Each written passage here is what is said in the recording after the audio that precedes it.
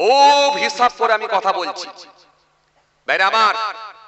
খালি আমার মুখে এসে যাচ্ছে নামগুলো ফটাফট করে বলি, কিন্তু আটকে যাচ্ছে, কারণ রাসূল বলেছে গীবত করো না। গীবত নয়, যদিও সমাজের মানুষকে জানানো দরকার আছে, যেহেতু সে সমাজের বুকে ওয়াজ করছে, কিন্তু পরের কথা তুমি পেছনে বলো না, এজন্য নামগুলো আমি বলতে পারছি না। ঠিক একটা কারণ।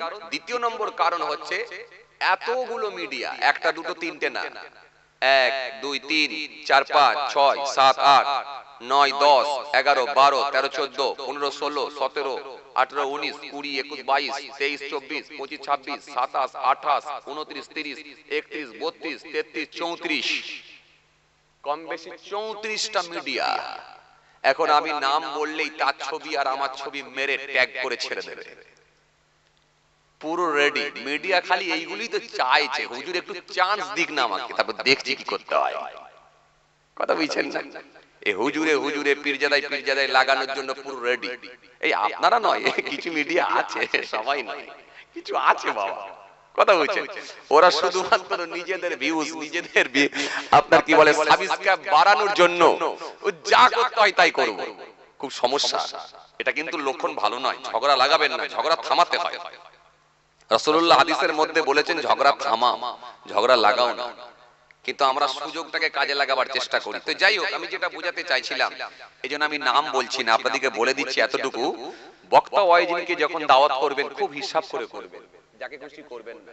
এমন এমন কথা বলে দিচ্ছে ঈমান নষ্ট হয়ে যাবে।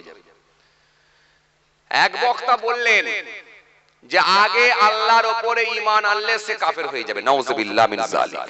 এই ওয়াজ আপনারা শুনেছেন, এই ওয়াজ আপনারা শুনেছেন, এই বক্তৃতা আপনারা শুনেছেন। এক বক্তা বললেন যে আগে আল্লাহর উপরে ঈমান আনলে সে কাফের হয়ে যাবে, নাউযুবিল্লাহ মিন যালিক। কোথায় যাচ্ছে বুঝতে পারছেন? কোথায় যাচ্ছে বুঝতে পারছেন? তো কার উপরে আগে ঈমান আনতে হবে? আগে নবীর উপরে ঈমান আনতে হবে। কারণ নবী তোমাকে আল্লাহ চিনিয়েছে। কথা একদম ঠিক। আরে কথা বলছেন না কেন? এটা হ্যাঁ না কিছু বলেন। কথা একদম ঠিক। নবী চিনিয়েছে কাকে? আল্লাহকে। না হলে আমরা আল্লাহকে চিনতাম না। এটা তার যুক্তি বা কথাটা ঠিক একদম। কিন্তু যুক্তি খাটবে না উক্তি খাটবে? যখন কোন দলিল আপনি পাবেন, যখন কোন আপনি রেফারেন্স দিতে পারবেন, তখন কি আপনার যুক্তিটা খাটবে? কথা বলেন, একটু কথা বলেন। খাটবে? খাটবে না। খুব ভালো করে বুঝবেন। তাহলে কার উপরে আগে ঈমান আনতে হবে? আগে নবীর উপরে, তারপরে আল্লাহর উপরে। এটা আপনাকে বুঝিয়ে দিল। কারণ আপনি তো আল্লাহকে দেখেননি, দেখেছেন নবী। নবী এসে আল্লাহকে চিনিয়েছে। আর ঈমান মানে কি? বিশ্বাস। তাহলে নবীর উপরে আগে বিশ্বাস হয়েছে বলি তো আপনি আল্লাহকে চিনতে পেরেছেন। কথা ঠিক না? ঠিক না ভুল বলে? আপনার মাথায় ঢুকে গেল? আপনার মাথায় ঢুকে গেল। আপনি বললেন কথা তো ঠিকই, তো নবীর উপরে তো আগেই ঈমান আনতে হবে। আসেন, আপনাকে আমি একটা কথা বলি, খুব ঠান্ডা ব্রেনে বুঝবেন, খুব ঠান্ডা ব্রেনে বুঝবেন। আপনাদের এখানে যদি কোনো রাজনীতির নেতা ভোট প্রচারে আসে, কোন রাজনীতির নেতা যদি ভোট প্রচারে আসে, সে কি বলবে? আমাকে দেখে ভোট দাও, না মুখ্যমন্ত্রীকে দেখে ভোট দাও, সিএম কে দেখে ভোট দাও? কি বলবে? যদি সে টিএমসির লোক হয়, আমি মনে আপনাদেরকে বোঝাতে পারছি। আপনাদের এখানে যদি কোন রাজনীতির নেতা, সে পঞ্চায়েত প্রধান হোক, পঞ্চায়েতের মেম্বার হোক, কোন লোকাল এমএলএ হোক, এমপি হোক, যেই হোক, যদি কোন রাজনীতির নেতা ভোট প্রচারে আসে, এসে কি বলবে? আমাকে দেখে ভোট দাও বলবে, না মুখ্যমন্ত্রীকে দেখে ভোট দাও, সিএম কে দেখে ভোট দাও? কোনটা বলবে? একটু ভালো করে বলেন, যেটা আপনাদের মন চাই সেটাই বলেন। আমাকে দেখে ভোট দাও এটা বলবে, নাকি না মুখ্যমন্ত্রীকে দেখে ভোট দাও এটা বলবে? কোনটা বলবে? ধরে নিন সেটা টিএমসির লোক, যিনি ভোট প্রচারে এসেছেন টিএমসির লোক। সে মেম্বার হতে পারে, প্রধান হতে পারে, এমএলএ হতে পারে, এমপি হতে পারে, যেই হোক, এই ভোট প্রচারে যদি আসেন, তিনি এসে আপনার সামনে, আপনাদের সামনে যখন ভোট প্রচার করবে, তিনি কি বলবে? যে আমাকে দেখে ভোট দেন, না সিএম কে দেখে ভোট দেন, মুখ্যমন্ত্রীকে দেখে ভোট দেন, কারণ তিনি অনেক কিছু প্রকল্প করেছেন, এই করেছেন, তো সুতরাং তাকে দেখে ভোট দেন। এই তাকে দেখে ভোট দেন এটা বলবে না আমাকে দেখে ভোট দেন এটা বলবে? কোনটা বলবে? একটু ভালো করে বলেন, আমি কিছু একটা বোঝাতে চাইছি তো আপনাদেরকে। কি বলবে?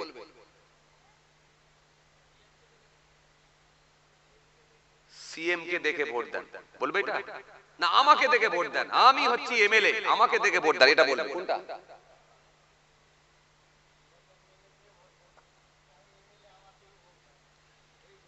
বলেছে কোনদিন আপনাদের এখানে? নাকি না এটা বলেছে যে দিদিকে দেখে ভোট দেন, দিদি এত রকমের প্রকল্প করেছে, রাস্তাঘাট উন্নয়ন করেছে, লাইট করেছে, এই করেছে সেই করেছে, অন্তত আপনারা দিদিকে দেখে ভোট দেন? কোনটা বলেছে? খুব ভালো করে বুঝে বলে। সেকে বলেছে যে আমাকে দেখে ভোট দেন না দিদিকে দেখে ভোট দেন? কোনটা বলেছে? তাহলে এই আপনি বললেন আমাকে এমএলএ কে ভোট দেন বলেছেন।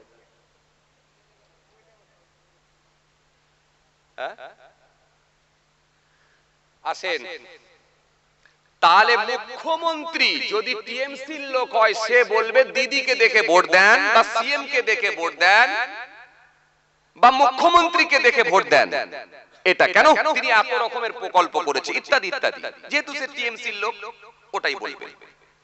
বিজেপির যদি কোন নেতা বা নেত্রী যদি ভোট প্রচারে আসে সে কি বলবে? প্রধানমন্ত্রীকে দেখে ভোট দেন বলবে। কি বলবে? বলবে কি বলবে? কথা বলে বলবে কি বলবে? প্রধানমন্ত্রীকে দেখে ভোট দেন, কারণ আমাকে নয়, তিনি এত রকমের প্রকল্প করেছে, গোটা ভারতবর্ষে বিভিন্ন রাজ্যে এত উন্নয়ন করছে, প্রধানমন্ত্রীকে দেখে ভোট দেন। বলবে কি বলবে? কথা বলেন, বলবে কি বলবেন? বলবে। হে তরুণিয়া নওজওয়ান জামাকেরা, হে আমার মুরব্বিয়ানেরা, বাবারা শুনে কে দিন বাবারা জেনে কে দিন বাবা, টিএমসি লোক হলে বলবে দিদিকে দেখে ভোট দেন, বিজেপির লোক হলে বলবে প্রধানমন্ত্রীকে দেখে ভোট দেন। সুতরাং তারা নিজেরা কিন্তু নিজেদের দেখে ভোট দেন এটা কিন্তু একবারও বলবে না, বরং একটাই কথা বলবে, দিদিকে দেখে ভোট দেন, প্রধানমন্ত্রীকে দেখে ভোট দেন। আল্লাহ রাব্বুল আলামিন আমাদের নবী, আখিরি নবী, নূর নবী রাসূলুল্লাহ সাল্লাল্লাহু আলাইহি ওয়াসাল্লামকে পাঠালেন। ইনাকে পাঠানোর আগে একাধিক নবী আম্বিয়া সালামকে পাঠিয়েছিলেন।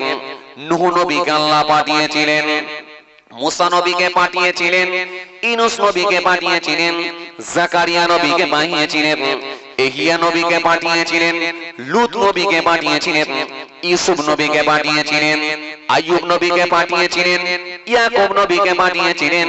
সবাই একটাই প্রচার করেছে, তোমরা আল্লাহকে আল্লাহ বলে মেনে নাও, আমাকে তিনার নবী হিসাবে মেনে নাও। কার প্রচার? আল্লাহর প্রচার। আল্লাহকে তোমরা আল্লাহ বলে মেনে নাও। কথা কি ঠিক? নূহ নবী তো বলেননি আমাকে দেখে ইসলাম মেনে নাও, একটা প্রমাণ দেখাতে পারবেন না। লূত নবী তো বলেননি আমাকে দেখে তোমরা ইসলামে ধর্ম গ্রহণ করো, আমাকে দেখে তোমরা ঈমান আনো, বরং এই কথাটা বলেননি অনুরূপ ভাবে আখিরি নবী, শেষ নবী হযরত নবী মুহাম্মদ মুস্তাফা সাল্লাল্লাহু আলাইহি সাল্লাম, তিনিও কিন্তু কোনদিন বলেননি যে আমাকে দেখে তোমরা ঈমান আনো, বরং এটা বলেননি প্রত্যেকবার একই কথা, তোমরা আল্লাহকে আল্লাহ বলে মেনে নাও, তিনি হলেন স্রষ্টা সৃষ্টিকর্তা, আর আমি হলাম তিনার নবী, আখিরি নবী হযরত নবী মুহাম্মদ মুস্তাফা সাল্লাল্লাহু আলাইহি সাল্লাম। আমি হলাম তিনার নবী, তিনার রাসূল, তিনার দূত। জোরে বলতে পারেন না? আরো জোরে হয় না? তাহলে একটা জায়গাও কিন্তু আমার নবী বললেন না আমাকে দেখে ঈমান আনো, এটা বললেন না, বরং তিনি আল্লাহর কথা বললে আল্লাহকে তোমরা আল্লাহ বলে মেনে নাও, লা ইলাহা ইল্লাল্লাহ মুহাম্মাদুর রাসূলুল্লাহ সাল্লাল্লাহু আলাইহি ওয়াসাল্লাম নবী কোন জায়গায় বলেননি লা ইলাহা বাদ দেননি, বরং প্রত্যেকটা জায়গায় একই কথা বলেছে, লা ইলাহা ইল্লাল্লাহ, নেই কোন মাবুদ আল্লাহ ছাড়া। জোরে হয় না, আরো জোরে বলে। পরে কি মুহাম্মাদুর রাসূলুল্লাহ, মুহাম্মদ সাল্লাল্লাহু আলাইহি হলেন আল্লাহর নবী, আল্লাহর রাসূল, আল্লাহর প্রেরিত দূত। বুঝা গেল? তাহলে নবীও কিন্তু একই কথা বলেছেন, কি তোমরা আল্লাহকে আল্লাহ বলে মেনে নাও, আর আমি হলাম তিনার রাসূল, আমি হলাম তিনার পাঠানো দূত, সুতরাং আমাকে তোমরা নবী বলে মেনে নাও। সাফা পাহাড়ের উপরে উঠে আল্লাহ নবী সেই বার্তাই দিয়েছিলেন। আল্লাহ নবী সেই প্রচার প্রসারটাই করেছিলেন আল্লাহর কথা, কারণ তিনি আল্লাহর পাঠানো প্রতিনিধি। প্রতিনিধি কোনোদিন নিজেকে দেখে ভোট দাও এটা বলবে না, প্রতিনিধি কোনোদিন বলবে না আমাকে দেখে ঈমান আনো এটা বলবে না, কারণ তিনি এসেছেন আল্লাহর পাঠানো। সুতরাং আল্লাহর পাঠানো, আল্লাহর মনোনীত নবী, তিনি একটাই কথা বলবেন, তোমরা আল্লাহকে আল্লাহ বলে মানো। তিনিই হলেন স্রষ্টা, তিনিই হলেন সৃষ্টিকর্তা, তিনিই হলেন প্রভু। সেই স্রষ্টাকে তোমরা আল্লাহ বলে মেনে নাও, আল্লাহকে আল্লাহ বলে মেনে নাও, আর আমি হলাম তিনার রাসূল, আমাকে তোমরা নবী বলে মেনে নাও। জোরে বলবেন না? কথা ক্লিয়ার? কথা ক্লিয়ার? কারণ কোন জায়গায় আপনি দেখাতে পারবেন না। এইবারে আসেন, যুক্তি কখনো কাটবে না যদি আপনি দলিল দিতে পারেন। উক্তি যখন দিতে পারবেন তখন আপনার যুক্তি খাটবে না। এবারে আসেন, আল্লাহ কি বলেছে কোরআনের মধ্যে একবার দেখি। আল্লাহ কোরআনের মধ্যে স্পষ্ট ঘোষণা দিলেন, ইয়া আইয়ুহাল্লাযীনা আমানু, হে ঈমানদারগণ, আমিনু বিল্লাহ, তোমরা আল্লাহর উপর ঈমান আনো। জোরে হবে না? আরো জোরে হয় না? এ কি আমার মুখের কথা মনে করছেন? আপনি কোরআন শরীফ খোলেন এক্ষুনি পেয়ে যাবেন। তাহলে কার উপরে ঈমান? জোরে বলো। আল্লাহর উপরে। আগে আল্লাহর উপরে ঈমান কে বললেন? আল্লাহ নিজে। যখন আপনি কোরআনের দলিল সরাসরি ভাবে মানতে পারবেন তখন কোন হাদিস পর্যন্ত কোরআনের দলিলের কাছে খাটবে না। যদি আপনি কোরআনের দলিল পেয়ে যান তখন আপনি হাদিস দিয়েও কিন্তু বোঝাতে পারবেন না, কারণ কোরআনের দলিল হলো শ্রেষ্ঠ দলিল।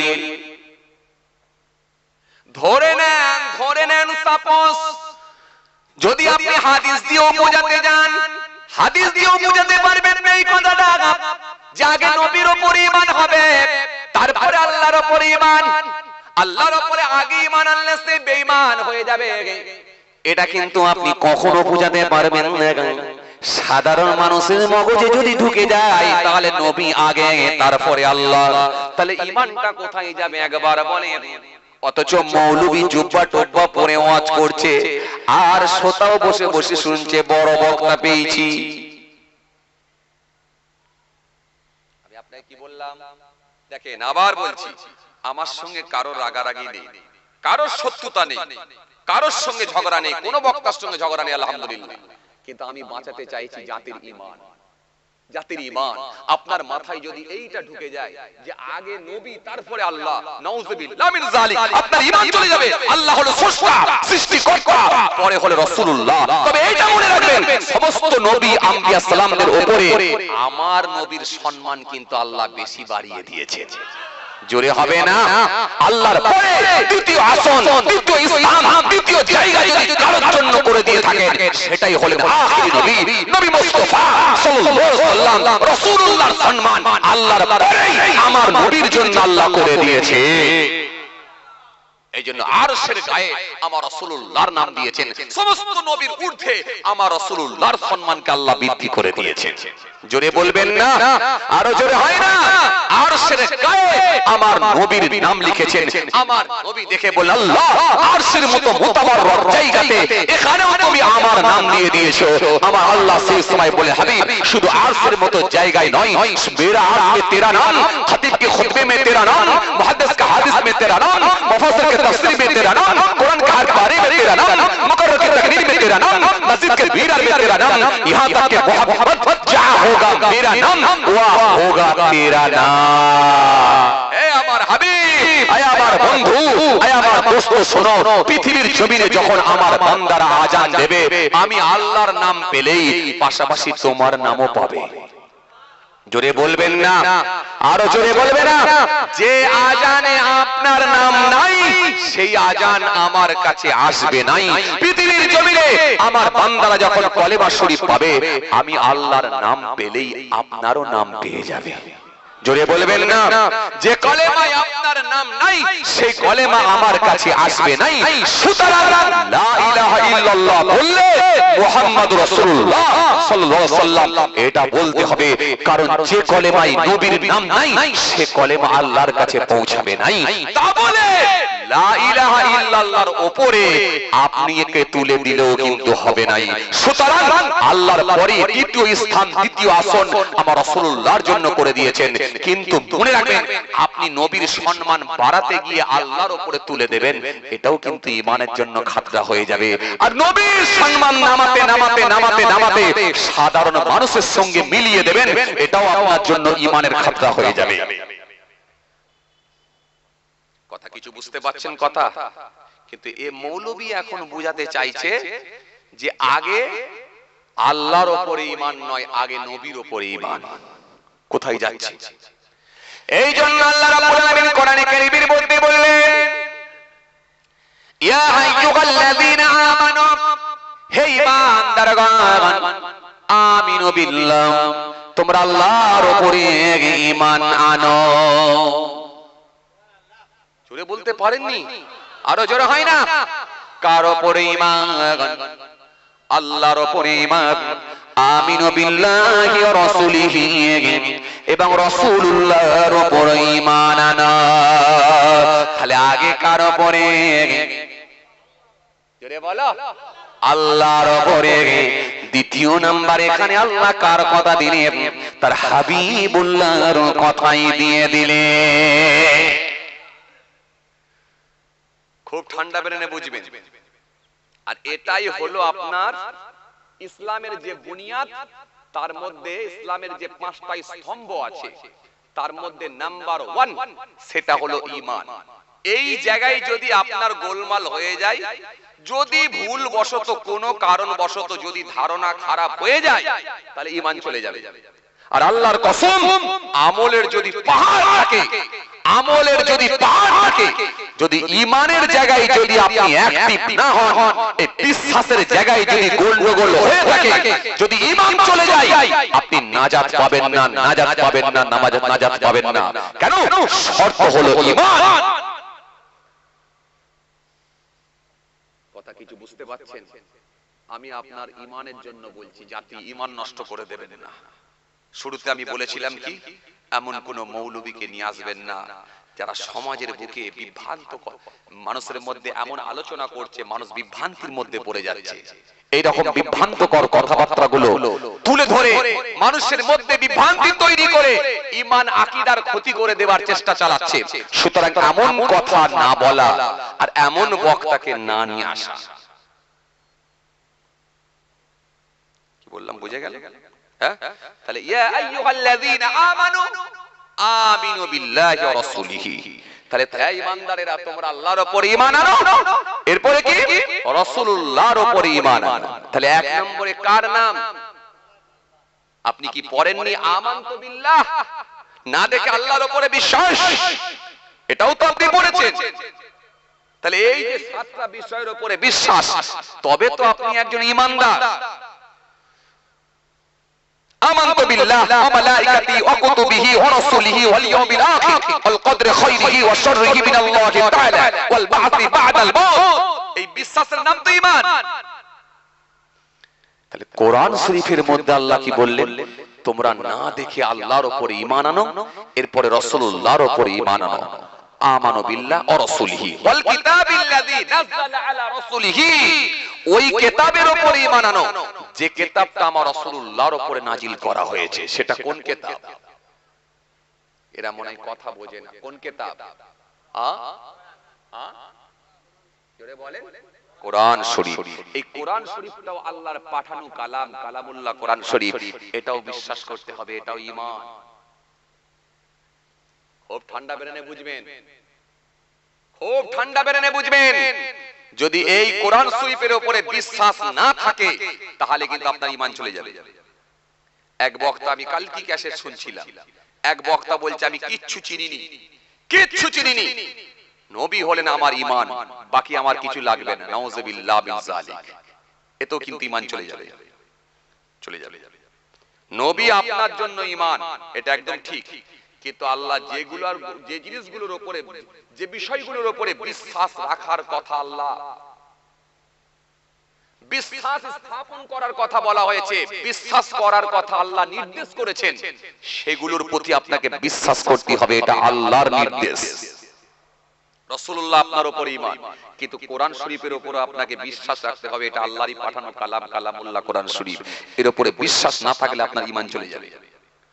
ইয়া আইয়ুহাল্লাযীনা আমানু আমিনু বিল্লাহি ওয়া রাসূলিহি ওয়াল কিতাবিল্লাযী নাযালা আলা রাসূলিহি ওয়াল কিতাবিল্লাযী আনজালা মিন ক্বাব।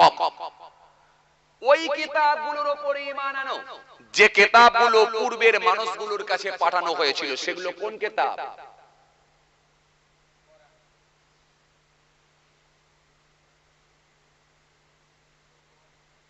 বলো বলো বলো, হচ্ছে বলো,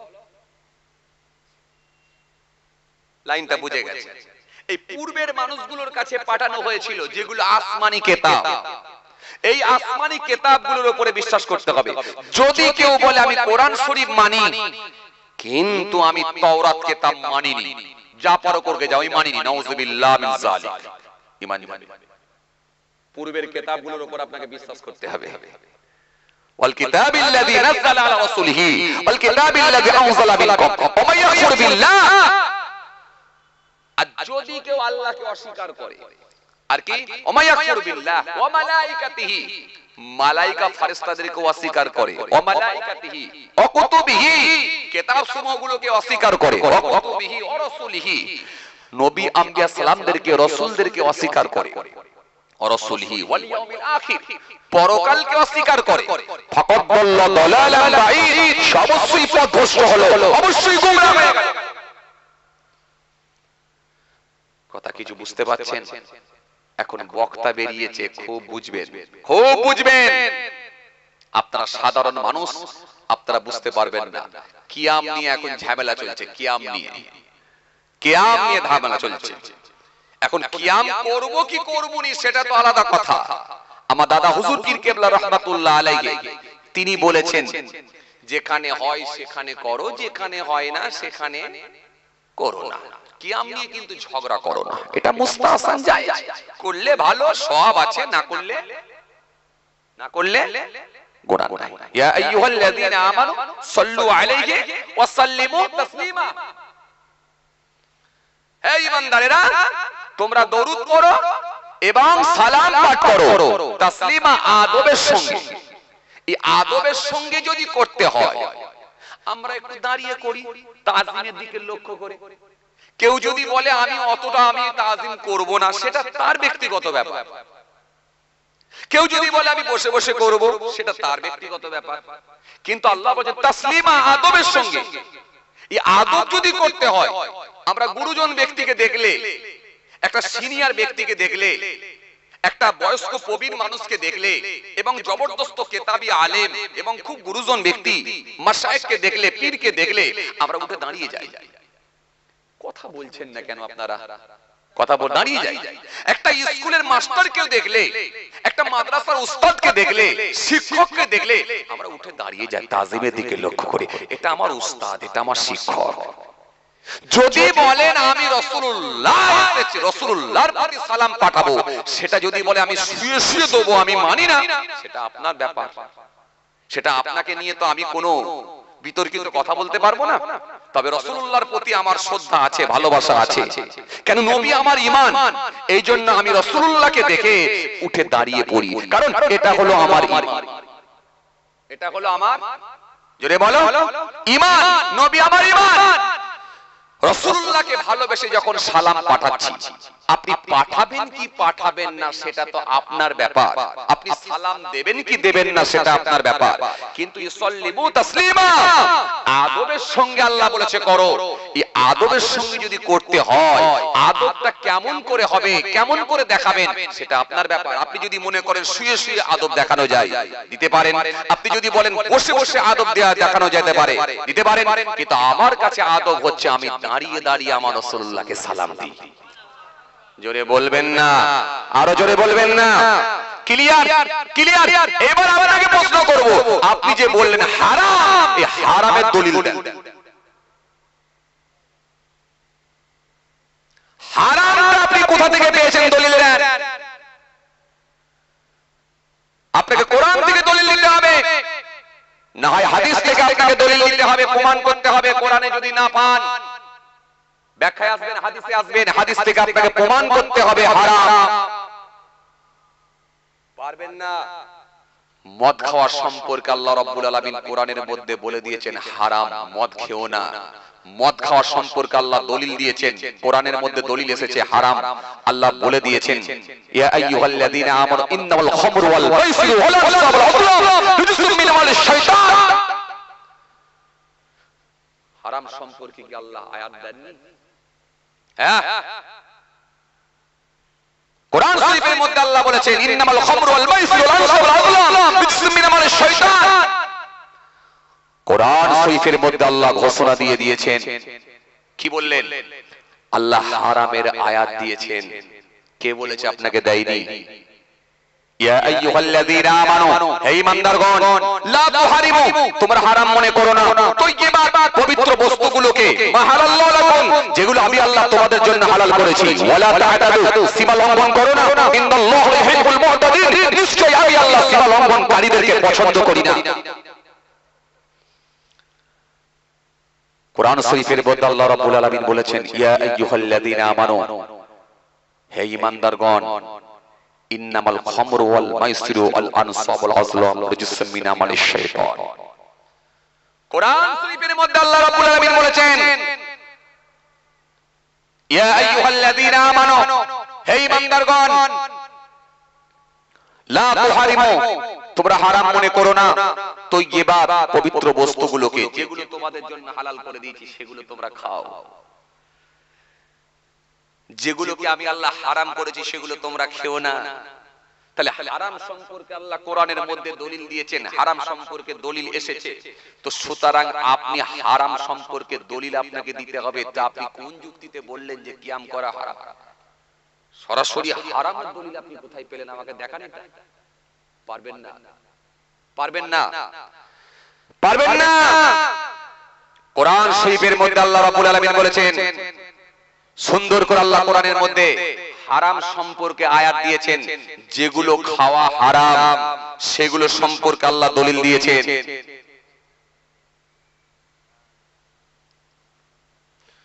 তো আপনি কোথা থেকে পেলেন? সুতরাং আপনি হারাম বলবেন, এটা আপনাকেও ভাবনা চিন্তা করে বলা দরকার ছিল। ভাইরা আমার, এবার আপনাকে একটা কথা বলি, ভালো করে শোনেন। যদি কেউ না করে আলাদা কথা, কিন্তু যদি কেউ করে সে তাকে আপনি বারণ করার অধিকার কিন্তু ইসলাম আপনাকে দেয় না। খুব ভালো করে বুঝবেন।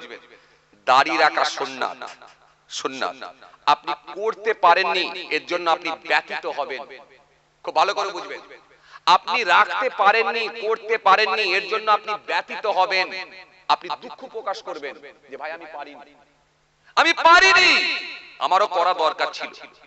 কিন্তু আপনার পাড়ার একটা ছেলে দাড়ি রেখেছে, সে হায়দ্রাবাদে থাকে কি দিল্লিতে থাকে কি বোম্বাইয়ে থাকে, মুখে দাড়ি রেখেছে। সৌবতে মানুষ চেঞ্জ হয়, সৌবতে মানুষ চেঞ্জ হয়, সেখানকার পরিবেশে আরো 5টা ছেলের সঙ্গে মিশে পাশে একটা মসজিদে গিয়ে নামাজি হয়ে গেছে, মুখে দাঁড়িয়ে রেখেছে, আলহামদুলিল্লাহ মাশাআল্লাহ, সুন্নতি লেবাস পরছে, পরে এখন গ্রামে এসেছে, পাড়ায় এসেছে, আপনি দেখে তাকে টোন কাটছেন, তাকে দেখে টোল করছেন, তাকে দেখে আপনি বেফাস মন্তব্য করছেন, কটু কথা, তাকে দেখে আপনি কি বলে তাকে দেখে বেফাস কথাবার্তা বলবেন, তাকে দেখে টোল করবেন, তাকে দেখে কুরুচিকর মন্তব্য করবেন, এটা ইসলাম কিন্তু আপনাকে এই অধিকারটা দেয়নি।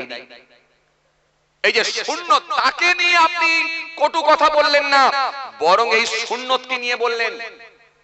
খুব ভালো করে বুঝবেন, আপনি তাকে বললেন, কি রে ভাই, তুইও দাড়ি রেখে মলি সাহেব হয়ে গেলি, দাড়ি কেটে দে, এই বয়স থেকে দাড়ি, তো কারণ কে দাড়ি রাখতে বলেছে? কিরকম লাগছে দেখতে? খারাপ লাগছে? যুবক ছেলে, হ্যান্ডসাম চেহারা, এখন দাড়ি টাড়ি কেটে দিয়ে বেশ সুন্দর প্যান্ট শার্ট পরে ঘুরে বেড়াবি, তুই আবার মলি সাহেবদের ধাঁচ নিয়ে এলি। এই যে দাড়িকে নিয়ে আপনি বেফাস কথাবার্তা বলছেন, মানে রাসূলুল্লাহ সুন্নতকে নিয়ে বলছেন, এটা মনে রাখেন, এটা মনে রাখেন। তাকে বললেন না, বরং রাসূলুল্লাহ সুন্নতকে নিয়ে। আর সুন্নতকে যদি ইনকার করা হয়, তার কুফরির ফতোয়া এসে যাবে, তার কাফের হয়ে যাওয়ার সম্ভাবনা থাকবে, এটা মনে রাখবেন। রাসূলুল্লাহ একটা হাদিস দিয়েছেন, মানুষ সকালবেলা থাকবে মুমিন, সন্ধ্যেবেলা কুফরি করে কাফের হয়ে যাবে, সন্ধ্যেবেলা থাকবে মুমিন, সকালবেলা কুফরি করে কাফের হয়ে যাবে, নিজেরা জানবে না যে কাফের হয়ে গেছে। এমন ছোট ছোট কথা আছে যেগুলো বললে কাফের হয়ে যাওয়ার সম্ভাবনা থাকতে পারে। কুফরি কথাবার্তা, বক্তা বেরিয়েছে, কি ফেরেশতাকে নিয়ে উল্টোপাল্টা কথা বলছে, নাউযুবিল্লাহ মিন যালিক। যে ফেরেশতার প্রতি আমাদের বিশ্বাস রাখা হলো ঈমান, আমানতু বিল্লাহ ওয়া মালাইকাতিহি, মালাইকা ফেরেশতাদের উপরে বিশ্বাস করাটা হলো আপনার ঈমান। সেই ফেরেশতাকে নিয়ে আপনি দেখবেন বাজে বাজে কথা বলছেন। একটু শুনেন, নাম আমি বলবো না, বলা পছন্দ করি না, একটু শুনেন, খুব ভাবনা চিন্তা করে বুঝবেন। এই যে ফেরেশতাকে নিয়ে যখন বেফাস কথাবার্তা গুলো বলছে, খালি পাবলিককে আনন্দ দিতে গিয়ে, শ্রোতাকে আনন্দ দিতে গিয়ে, শ্রোতার সঙ্গে শ্রোতার মন জয় করতে গিয়ে, যাতে করে পরের বছরে আবার দাওয়াতটা হয়, এই মনে করতে গিয়ে যখন ফেরেশতাকে নিয়ে বেফাস কথাবার্তা বলছে, পাবলিক বসে বসে হাসছে, মুখে দাড়িও নেই, হাতে বালা, কানে দুল, আর পায়ে ফাটা প্যান্ট, লাল চুল, বসে বসে ফেরেশতার নামে যখন অপব্যাখ্যা করছে, ফেরেশতাকে নিয়ে যখন বেফাস কথাবার্তা বলছে, পাবলিক বসে বসে হাসছে। ঈমান কোথায় যাচ্ছে জানেন? কোথায় যাচ্ছে ঈমান জানেন? এই ফেরেশতাকে নিয়ে আপনি উল্টোপাল্টা মন্তব্য করতে পারবেন? পারবেন না, পারবেন না। কেন? ফেরেশতাদের কথা বলতে গেলে আপনাকে বুঝে বলতে হবে, ফেরেশতাদের উপরে বিশ্বাস করাটা আপনার ঈমান। খুব চাপ, খুব চাপ। একজন রাসূলুল্লাহ একটা হাদিস দিয়েছেন, কি বলেছেন জানেন? রাসূলুল্লাহ বলেছেন, উলামা উম্মতি কাআমবিয়া বনি ইসরাঈল, আমার উম্মতের হাক্কানি আলেমরা হলো বনি ইসরাঈলের নবীদের ন্যায়। জোরে বলবেন না, আমার উম্মতের হাক্কানি আলেমরা হলো বনি ইসরাঈলের নবীদের ন্যায়। বনি ইসরাঈলের নবীদের সম্মান আল্লাহ যেমন দিয়েছেন, আমার উম্মতের হাক্কানি আলেমদের সম্মান আল্লাহ তেমনই দিয়েছেন। একটু জোরে বলেন না, কথা বুঝতে পারছেন? হে তরুণিয়া, নওজোয়ান জামাকেরা, হে আমার মুরব্বিয়ানেরা, বাবারা, শুনে কি দিন মামা, আপনাকে আমি দুটো কথা এখান থেকে বলবো। বক্তাকে যখন আপনি দাওয়াত করবেন, ওয়াইজিনকে যখন দাওয়াত করবেন, একটা ক্যাসেট নয়, দুটো ক্যাসেট নয়, অন্তত গোটা চারেক ক্যাসেট গুলো আপনি শোনেন। যদি নিজে ভালো বুঝতে না পারেন, ইমাম সাহেবকে গিয়ে শোনান, মহল্লার ইমামকে গিয়ে শোনান, সম্মানীয় ব্যক্তি, যোগ্য মানুষ মহল্লার ইমামকে গিয়ে শোনান, হুজুর এই বক্তাকে আমাদের ভালো লাগছে, কিন্তু কথাবার্তার ধরনটা দেখছি আলাদা, এই বক্তাকে কি দাওয়াত করা যাবে কি যাবে না? আপনি একটু বলেন। যদি মহল্লার ইমামকে শোনানো সম্ভব না হয়, অন্তত মুসল্লিদেরকে শোনান, যারা দীর্ঘদিন ধরে মসজিদের মুসল্লি, নামাজের সঙ্গে যারা ইনভলভ, নামাজের সঙ্গে যারা যুক্ত, 65 বছর বয়স হয়ে গেল, 30 বছর নামাজ পড়ছে, 40 বছর নামাজ পড়ছে, বড় হুজুরের সোহবত পেয়েছে, মেজ হুজুরের সোহবত পেয়েছে, নানা জান ছোট হুজুর কেবলার সোহবত পেয়েছে, অন্তত এরকম মুসল্লিদেরকে গিয়ে একবার খালি ক্যাসেটটা শোনান। চাচা, এই বক্তাকে আমরা দাওয়াত করব বলে সিদ্ধান্ত নিয়েছি, এই বক্তাকে কি আমরা দাওয়াত করতে পারি? অন্তত মহল্লার মুসল্লি যারা আছে তারাও আপনাকে সঠিক পথটা বলে দেবে, সঠিক কথাটা বলবে।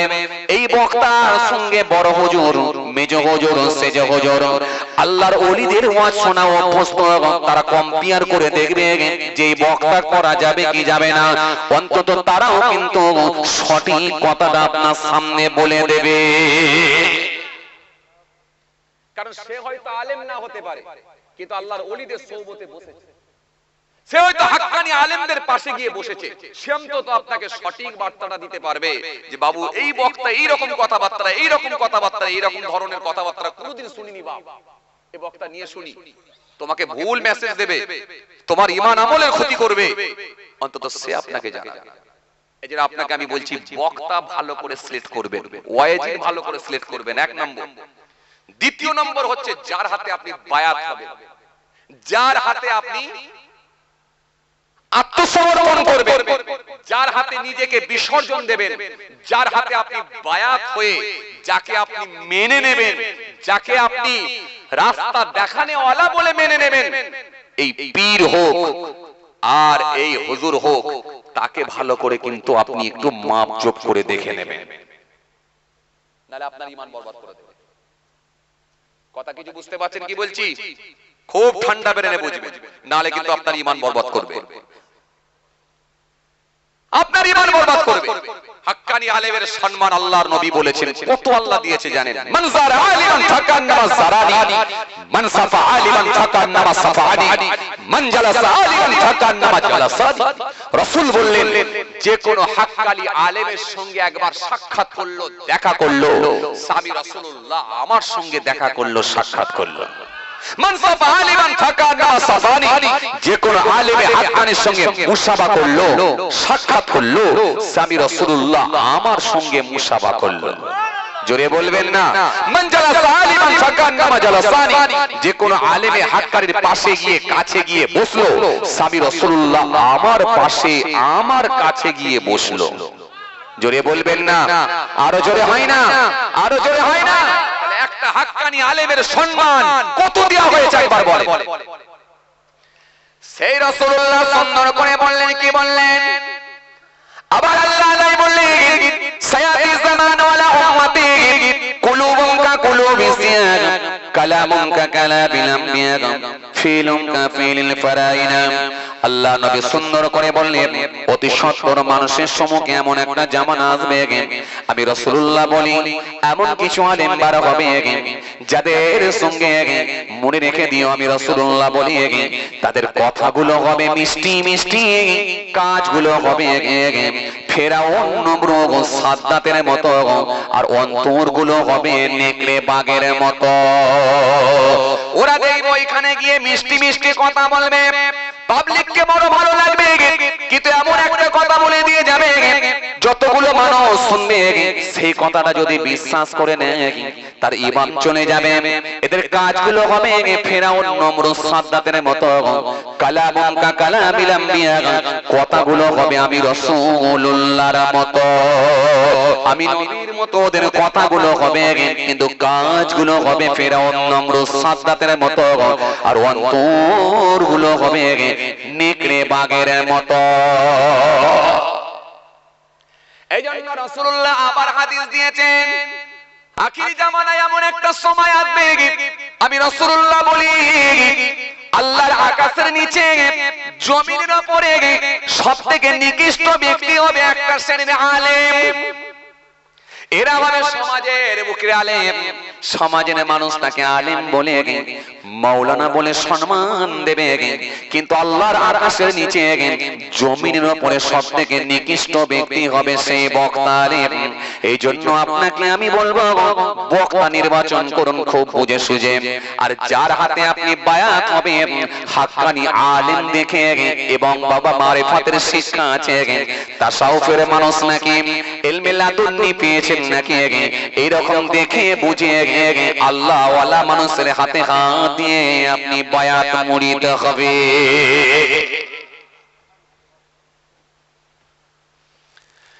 কিতাবের মধ্যে পাওয়া যায় হযরত বড় পীর আব্দুল কাদের জিলানী রাহমাতুল্লাহ আলাইহি হুজুরের নামটা কি আপনারা শুনেছেন? কথা কয় না, শুনেছেন না? বড় পীর বড় পীর বড় পীর নাম কি আপনারা শুনেছেন? কেউ শুনেননি? হায় হায় হায়, শুনেছেন? বড় পীরকে যদি আমরা পীর বলি, কিছু মৌলবীর আবার দেখবেন গায়েতে অ্যালার্জি ফুটে যায়, আছে না নাই? এরা আবার বলে পীর মানা যাবে না, এক সমস্যা, খুব সমস্যা। আরে আমরা যাকে তাকে পীর বলি না, যে মানুষটা মাজারে থাকে, দরগাহে থাকে, যিনি নামাজ পড়ে না, যিনি রোজা রাখে না, মুখে দাঁড়িয়ে রাখে না, বড় বড় পেছনে চুল লেগেছে, বছরে একবার করে গোসল করে নাকি তাও সন্দেহ আছে, যার দাঁড়ির থেকে মোজগুলো বড়, টর্চ লাইট মারলেও দাঁত দেখা যায় না, বলো এই মানুষগুলোকে আমরা কখনো পীর বলি না। খাজা বাবার দরবারে কিছু ভণ্ড আছে দেখবেন, ভণ্ডগুলোকে আমরা পীর বলি না, কিন্তু আমরা পীর বলি আল্লাহর ওলি খাজা গরিবে নওয়াজকে। সুতরাং আল্লাহওয়ালা মানুষগুলোকে আমরা পীর বলি, কিন্তু কিছু মানুষ আছে দেখবে তাদের চুলকুনি শুরু হয়ে যায় পীরের নাম শুনলে, মাঝে মাঝে আপনাদেরকে চ্যালেঞ্জ ছুড়ে দেয়, পীর পীর পীর পীর করো।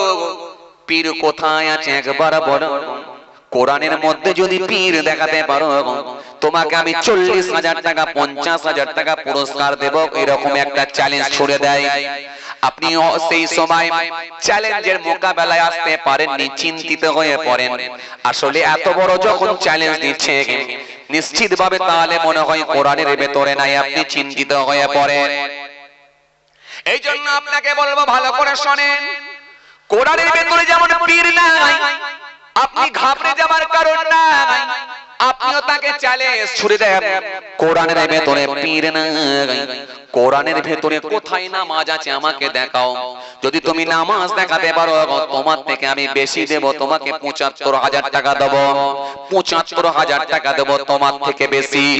বলো কোরআনের ভেতরে কোথায় নামাজ আছে দেখাও। ও দেখবেন নামাজ দেখাতে পারবে না। আসলে পীর কথাটা হলো আরবি কথা নয়, এটা আরবি কথা নয়, কোরআনের ভাষা হলো আরবি, আর পীর শব্দটা হলো ফার্সি শব্দ। যেমন কোরআনের ভেতরে পীর নাই, কোরআনের ভেতরে নামাজ নাই, যেমন কোরআনের ভেতরে পীর নাই, কোরআনের ভেতরেও কিন্তু রোজা নাই। আসলে কোরআনের মধ্যে তাহলে কি আছে? কোরআনের মধ্যে আছে সালাত, সালাত, নামাজ কায়েম করো, নামাজ কায়েম করো, সালাত, সালাত, সালাত কায়েম করো। অনেক আয়াত আল্লাহ দিয়েছে, এইজন্য কিন্তু আমরা সালাত বলাই অভ্যস্ত নই, কিন্তু আমরা ফার্সিতে বলা হয় কি নামাজ, এই নামাজ বলাই আমরা অভ্যস্ত। আসলে কিন্তু ফার্সি কথা যদি কোরআনের মধ্যে খুঁজেন কোথায় আপনি পাবেন? ইংরেজি ভার্সন আলাদা, আরবি ভার্সন আলাদা, আরবি ভাষা আলাদা, বাংলা ভাষা আলাদা, ও বাবাজি প্রত্যেকটা ভাষা আলাদা আছে, কিন্তু কোরআনের মধ্যে যদি আপনি খোঁজেন কোথায় পাবেন? এটা হলো আরবি ভাষা। আরবিতে কখনো কোরআনের মধ্যে আপনি পাবেন না পীর, এজন্য কোরআনের মধ্যেও আপনি পাবেন না, পাবেন না আপনি সব, পাবেন না আপনি নামাজ, কোরআনের মধ্যেও পাবেন না আপনি রোজা, আপনি রোজাও পাবেন না কোরআনের মধ্যে। কোরআনের মধ্যে আপনি পাবেন সিয়াম, রোজা, কিন্তু রোজা হলো ফার্সি কথা, ফার্সিতে বলা হয় রোজা, আর কোরআনের ভাষায় বলা হয় সিয়াম। ফার্সিতে বলা হয় নামাজ, কোরআনের ভাষায় বলা হয় সালাত। ফার্সিতে বলা হয় পীর, কোরআনের ভাষায় বলা হয় মুর্শিদ। জোরে বলবেন না? আর জোরে বলেন। পীর মানে কি? পীর মানে হলো বুড়ো, বুজুর্গ, বুড়ো, বুড়ো। আসলে পীর নিয়ে এত জ্বলন হওয়ার কোনো দরকার না গাই। আমরা যাকে তাকে পীর বলি না, আমরা বড় পীরের মতো মানুষকে আমরা পীর বলি। খাজা গরিবে নওয়াজের মতো মানুষকে আমরা পীর বলি। বসিরাত আল্লামা রুহুল আমিন হুজুরের মতো মানুষকে আমরা পীর বলি। ফুরফুরা শরীফ মুজাদ্দিদ জামান আমির শরিয়ত দাদা হুজুর কেবলার মানুষের মতো মানুষকে আমরা পীর বলি। যিনাকে আল্লাহ জাহিরি আলেম এবং জাহিরি ইলম বাতিনি ইলম দুই ইলমের আল্লাহ রাব্বুল আলামিন পারদর্শী করেছিলেন, তিনি হলেন ফুরফুরার পীর আবু বকর সিদ্দিকী। আরো জোরে বলেন, আরো জোরে বলেন। কাইয়ুমুস জামান বড় হুজুর কেবলা, মুফতি আযম মেজলা হুজুর কেবলা, মারিফাতের ভান্ডার সেজলা হুজুর কেবলা, নো হুজুর কেবলা, নানাজান ছোট হুজুর কেবলা, বর্তমান হুজুর কেবলারা যারা আছেন, আল্লাহর যারা ওলি হয়ে গেছে, তিনাদের কি তো আমরা পীর বলে মানিয়ে, যাদেরকে আল্লাহ জাহিরি এবং বাতিনি আল্লাহ দুই ইলম দিয়ে জানেন ইলমে লাদুন্নি দান করেছে, তারাই তো আল্লাহর ওলি হয়ে গেছেন। আরো জোরে বলেন, আরো জোরে বলেন। এজন্য আপনাদেরকে আমি বললাম কি, যাত্রার হাতে হাত দিয়ে আপনি ঈমান আমল বরবাদ করবেন না।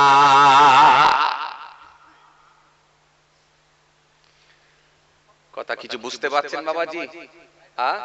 এই বড় পীর সাহেবের কথা বলছিলাম। বড় পীর, এই বড় পীর কে? বড় পীর জি, যে বড় পীর সাহেব বলেন, मैंने एक साल ना खाया ना पिया ना सोया, আমি এক বছর খাই না, পান করি না, ঘুমাই না। একটু জোরে হবে না? একটু মহব্বতে হয় না? আর একটু খুশি মনে হয় না? मैंने एक साल ना खाया ना पिया ना सोया, আমি এক বছর খাই না, পান করি না, ঘুমাই না। জোরে। मैंने 40 साल ऐसा की वजू से सुबह की नमाज पढ़ा, আমি 40 বছর এসার ওযুতে ফজরের নামাজ পড়েছি। ছেলে খেলা কথা নাকি? और 15 साल सारे सारे रात एक पांव पर खड़ा होकर सुबह तक कुरान से खत्म करता रहा। 15 বছর এক পায়ের উপরে দাঁড়িয়ে অপর পা তুলে নিয়ে এই রকম ভাবে আমি কোরআন শরীফ খতম করেছি। সেইজন্য বড় পীর। ইলমে লাদুন্নি আল্লাহ দান করেছিলেন, যেটা আল্লাহর দরবারে বলে সেটাই কবুল হয়ে যায়। তো তিনি বড় পীর হবে না তো কে হবে? কথা বলছেন না কেন? তো এ নিয়ে চুলকুনি হবার তো কোনো দরকার নেই। আমরা তো যাকে তাকে বলি না। হ্যাঁ, খাজা গরিবে নওয়াজকে আমরা পীর বলে মানি, কিন্তু খাজা সাহেবের দরবারে যারা ভণ্ডরা সব আছে, পান্ডারা যারা আছে, বড় বড় চুল লেগেছে, বছরে একবার করে গোসল করে নাকি তারও কোনো খোঁজ খবর না। কি তাদেরকে আমরা পীর বলে মানি? কখনো মানি না। আসেন তাহলে ভুল মেসেজ গুলো মানুষের সামনে দেবেন না। বলে ফুরফুরা শরীফে নাকি সিজদা দেওয়া হয়, নাউজুবিল্লাহ। বলে ফুরফুরা শরীফে নাকি চাদর চড়ানো হয়, নাউজুবিল্লাহ। কিছু কিছু বক্তা বলছে দেখবেন আপনি, ফুরফুরা শরীফে নাকি চাদর চড়ানো হয়। আপনি প্রমাণ দিতে পারবেন? দাদা হুজুরের মাজারে চাদর চড়ানো হচ্ছে দেখাতে পারবেন? দাদা হুজুরের মাজারে সিজদা চলছে দেখাতে পারবেন? কেন দিনাজপুর থেকে ভাই ভুল মেসেজ দিচ্ছেন কেন ভাই? কেন মুর্শিদাবাদ থেকে ভুল মেসেজ দিচ্ছেন ভাই? ফুরফুরা শরীফে চাদর চড়ানো হয়, কে বলেছে আপনাকে? দেখাতে পারবেন? এই ভুল বার্তাগুলো কেন মানুষের সামনে দিয়ে সমাজের বুকে এই রকম বিভ্রান্তি তৈরি করছেন কেন? কেন করবেন আপনি? আপনি তো আমার ভাই, সে আপনি যাই হন, আপনি তাবলীগ জামাতের লোক হন, আহলে হাদিসের লোক হন, আপনি কি বলে বেরেলি হন, যাই হন, আপনি আল্লাহকে আল্লাহ বলে মেনেছেন, আমি আল্লাহকে আল্লাহ বলে মেনেছি, আমি রাসূলুল্লাহকে নবী বলে মেনেছি, আপনি রাসূলুল্লাহকে রাসূলুল্লাহ বলে নবী বলে মেনেছেন। তো সুতরাং আপনি হয়তো কোনো আলাদা মাসলাকের মানুষ হতে পারেন, আলাদা ইমামের মত আপনি অনুসরণ করতে পারেন। আমি হানাফি মাসলাক বা হানাফি মাযহাবের মানুষ, আমি এটা মেনে নিয়েছি। কিন্তু যদি আপনি এই ভুল মেসেজগুলো যখন দিচ্ছেন, এই রকম শত শত মিডিয়ায় যখন প্রচার হচ্ছে, আর গায়রকমরা যারা অমুসলিম গায়রকম, তারা যখন এইগুলো পাচ্ছে, তাদের ধারণাটা কি আসছে বলুন তো ইসলাম সম্পর্কে? বলে আসলে কোনটা ঠিক, কোনটা ঠিক? এক বলে একরকম, ও এক বলে আরেক রকম। আসলে কোনটা ঠিক? কেন ভাই ফেসবুকের ভেতরে কেন মারপিট করছেন? কেন মারপিট করছেন? আমি অনুরোধ করব, কোন বক্তা ওয়াইজিন যেই হন না কেন, যে দলের হন না কেন, যে মাযহাবের হন না কেন, অনুরোধ করব ফেসবুকের ভেতরে এসে মারপিট করবেন না। কারণ এই ফেসবুকটা শুধু আপনার একার কাছে থাকে না। সুতরাং এই ফেসবুক, এই মিডিয়া, এই একটা এলাকা ভিত্তিক নয়, এটা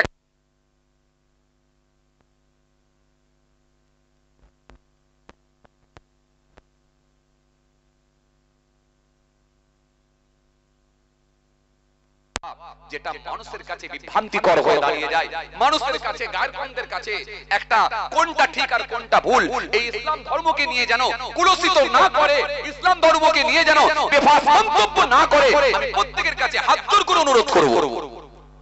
কি কথা ঠিক বলছি না ভুল বলছি? এরকম কথাবার্তা কেন বলবেন? বলবেন বলবেন না।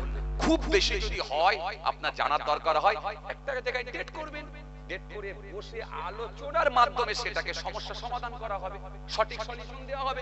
সুতরাং আপনি ফেসবুকে কেন ঝগড়া করতে যাবেন? আমি এটুকু বলবো, ঝগড়া করবেন না, অনুরোধ করব, ঝগড়া করবেন না। এজন্য আপনাকে কি বলেছিলাম, বক্তা ওয়াইজিন দাওয়াত করবেন, একটু বুঝে সুঝে করবেন, আর যার হাতে আপনি আত্মসমর্পণ করবেন, নিজেকে বিসর্জন দেবেন, এইরকম পীর মাশায়েখ শায়েখ যাই বলেন না কেন, এটাও কিন্তু একটু দেখে শুনে বুঝে করবেন, নাহলে আপনাকে কিন্তু বরবাদ করে দেবে। কারণ আপনার ঈমান, এটার মূল্য কিন্তু অনেক বেশি। ঈমান ছাড়া যদি কেউ আমল নিয়ে ঢুকে যায়, নাজাত পাবে না, নাজাত পাবে না, নাজাত পাবে না। এইজন্য ঈমানের গুরুত্ব কিন্তু অনেক বেশি। চলুন, আমি আপনাদের সামনে এই কথা বলতে গিয়ে একটু বড় পীর সাহেবের কথা বলতে চাইছিলাম। আপনাদের কি কষ্ট হচ্ছে বাবাজি? মাশাআল্লাহ, আলহামদুলিল্লাহ। বড় পীর সাহেবের কথা বলছিলাম, কত বড় আল্লাহর ওলি ছিলেন। এই বড় পীর আব্দুল কাদের জিলানী রাহমাতুল্লাহ আলাইহির দরবারে একজন আলেম আসছেন, আলেম, কিতাবী আলেম, বড় পীরের দরবারে আসছেন, এসে একটু বায়াত হবেন, মুরিদ হবেন, মুরিদ হওয়ার ইচ্ছা পোষণ করেছেন, বায়াত হবেন। এখন তিনি টেনশনের মধ্যে পড়ে যাচ্ছে, বড় পীরকে দেখে কি ভাবছেন যে আসলে এত নাম ডাক শুনেছি, সবই ঠিক আছে, কিন্তু আসলে ইনি কত বড় আল্লাহওয়ালা মানুষ বা কত বড় আলেম, সেটা তো আমাকে একটু যাচাই বাছাই করতে হবে। এই জন্য দেখবেন ইবলিস শয়তান সাধারণ আবেদ মানুষগুলোকে খুব বেশি ভয় পায় না, কিন্তু একটা কেতাবী আলেমকে খুব ভয় পায়। কে? ইবলিস শয়তান। ইবলিস শয়তান খুব ভয় পায়। জি, ওয়ালা তাত্তাবিউ খুতুওয়াতিশ শয়তান, আল্লাহ বলে তোমরা শয়তানের অনুসরণ করো না। কেন? ইন্নাহু লাকুম আদুউম মুবিন, নিশ্চয়ই সে হলো তোমাদের প্রকাশ্য শত্রু, প্রকাশ্য দুশমন। কথা শুনছেন? আমার দিকে ধ্যান দেন। এইজন্য ইবলিস আলেমকে, কেতাবী আলেমকে খুব ভয় পায়। 1000 আবেদকে, 1000 ভালো মানুষকে কিন্তু জাহেল লোক ইবাদত করেছে, ভালো মানুষ, এই মানুষকে গুমরা করতে ইবলিসের বেশি কোন সময় লাগে না। তাহাজ্জুদের নামাজ আছে, ইশরাকের নামাজ আছে, নামাজ আছে, অনেক নামাজ আছে, কিন্তু এমন একটা ছোট্ট কথা আপনাকে দিয়ে বলিয়ে নেবেন, আপনার ঈমান বরবাদ করে দেবে। কিন্তু একটা আলেমকে ইবলিস খুব ভয় পায়, কেতাবী আলেমকে খুব, ভালো করে শুনেন, ইবলিস খুব ভয় পায়, খুব ভয় পায় কেতাবী আলেমকে। কেন জানেন?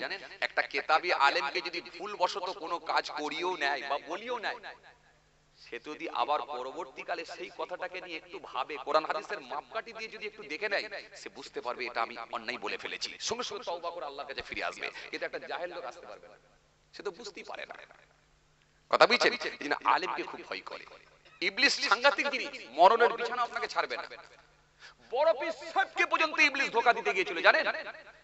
বড় পীর আব্দুল কাদের জিলানী রহমাতুল্লাহ আলাইহি হুজুরের কাছে গিয়ে বললেন, এ বড় পীর আব্দুল কাদের জিলানী, হ্যাঁ, হে বড় পীর আব্দুল কাদের জিলানী, শোনো, তুমি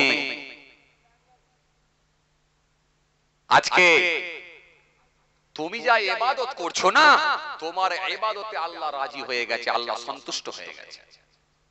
কে বলছে? ইবলিস। বড় পীর সাহেব বললেন, আমার ইবাদতে আল্লাহ রাজি হয়ে গেছে, তুই আমাকে এই কথা শোনাচ্ছিস? যাতে করে আমার মধ্যে একটা অহমিকা আসে।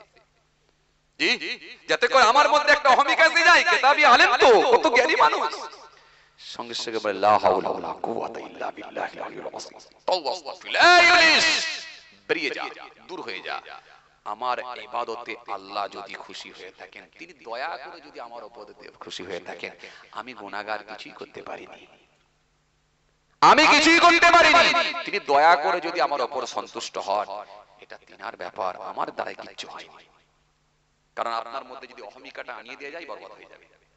সঙ্গে সঙ্গে ইবলিস যাবার সময় বলছে, বড় পীর, 72 জনকে গোমরা করে দিলাম, আর তোমাকে নিয়ে 73 নম্বরে ফেলেছিলাম, খালি তুমি তোমার এলেমের জোরে বেঁচে গেলে। আবার ঠোকা মারছে, বুঝতে পারছেন? এই কথা বুঝতে পারছেন? আবার ঠোকা মারছে, তুমি তোমার এলেমের জোরে বেঁচে গেলে, বড় পীর সাহেব আব্দুল কাদের জিলানী রাহমাতুল্লাহ আলাইহি সেই সময় বলেন, এই ইবলিস দূর হয়ে যা, আমি আমার ইলমের জোরে বাঁচি নাই, আমাকে আমার আল্লাহ দয়া করে বাঁচিয়ে দিয়েছে। ইবলিস সেই সময় পালিয়ে গেল। আপনি আমি হলে কি হতো বলুন? এই যে এই অহমিকা, এই অহংকারটা যে এসে গেল, বাস শেষ, বাস শেষ। হাদিসে এসেছে রাসূল করিম সাল্লাল্লাহু আলাইহি ওয়াসাল্লাম আল্লাহ রাব্বুল আলামিন হলেন, হাদিসে কুদসি আল্লাহ পাক বলেন কি অহংকার হলো আমার চাদর, আর ওই চাদর নিয়ে যদি কেউ টানাটানি করে কিয়ামতের দিনে তাকে পিপিলিকার ন্যায় জড়া করে দেয়া হবে। বিশ্বাস করেন এগুলো সব কিন্তু কাবিরা গুনাহ। এই যে হিংসা সব কাবিরা গুনাহ। ওয়াদ কাসীর মিন আহলিল কিতাব লাউ ইয়ারুদুনাকুম মিন বা'দি ঈমানিকুম কুফার হাসাদাম মিন ইনদি আনফুসিহিম মিন বা'দি মা তাবাyyana লাহুমুল হক ফাআফু ওয়াসফাহু হাত্তা ইয়াতি আল্লাহু বিআমরিহি ইন্নাল্লাহা আলা কুল্লি শাইইন কাদির। আল্লাহ কোরআনে কারীমের মধ্যে একাধিক জায়গায় আয়াত দিয়েছেন। চলেন আমি আপনাকে যেটা বোঝাতে চাইছিলাম, এই বড় পীরের দরবারে এসেছেন যে একজন আলেম, কিতাবী আলেম, বায়াত হবেন, মুরিদ হবেন। তো এসে বলেন হুজুর আমি আপনার কাছে একটু বায়াত হওয়ার জন্য এসেছি, মুরিদ হওয়ার জন্য এসেছি। হুজুর বললেন বাবা ঠিক আছে। তো হুজুর আমার বড় ইচ্ছা আজকে রাতটুকু একটু আপনার দরবারে থাকবো, কারণ তিনি ছিলেন কিতাবী আলেম। তিনি অন্ধ বিশ্বাস করে নিয়ে এসে হাতে হাত দিয়ে বায়াত হবেন, এটা কিন্তু তিনি মোটেই মেনে নিতে পারেননি। তিনি ছিলেন কিতাবী আলেম। তিনি বললেন হুজুর আজকে রাতটা থাকবো, কিন্তু বড় পীরকেও এই কথা প্রকাশ করেননি, বলেননি। কিন্তু তিনি মনে মনে ভেবেছেন যে হুজুরের হাতে হাত দিয়ে বায়াত হব ঠিকই, কিন্তু একটু আমি কি যাচাই বাছাই করব না, একটু কি টেস্ট করব না? টেস্ট করব আগে, তারপরে। হে তরুণিয়া নওজোয়ান জমাকেরা, হে আমার মুরব্বিয়ানেরা, বাবারা শুনে কে দিন বাবা, বাবারা জেনে কে দিন বাবা। আপনারা যখন বাজারে যান, বাজারে গেলে আপনারা দেখবেন, সবজি মার্কেটে গেলে আপনারা দেখবেন, ভালো করে দেখেলেন মাছের বাজারে যখন যান মাছটা পচে গেছে না টাটকা আছে, পেটটা টিপে দেখে নেন। মাঝে মাঝে কি বলে কানটাকে একটু ভরে একটু তো আপনি ভালো করে চাগিয়ে দেখে নেন। অনেকে আবার নাকি কান খুঁড়ো না কি বলে, একটু চাগিয়ে দেখে নেন আসলে সাদা আছে না লাল আছে, মাছটা টাটকা আছে না পচে গেছে, এটা আপনি কিন্তু একটু চেক করে দেখে নেন। আপনার চিন্তা দ্বারা পচা মাছ পয়সা দিয়ে কিনে নেব না, নিয়ে যাব না।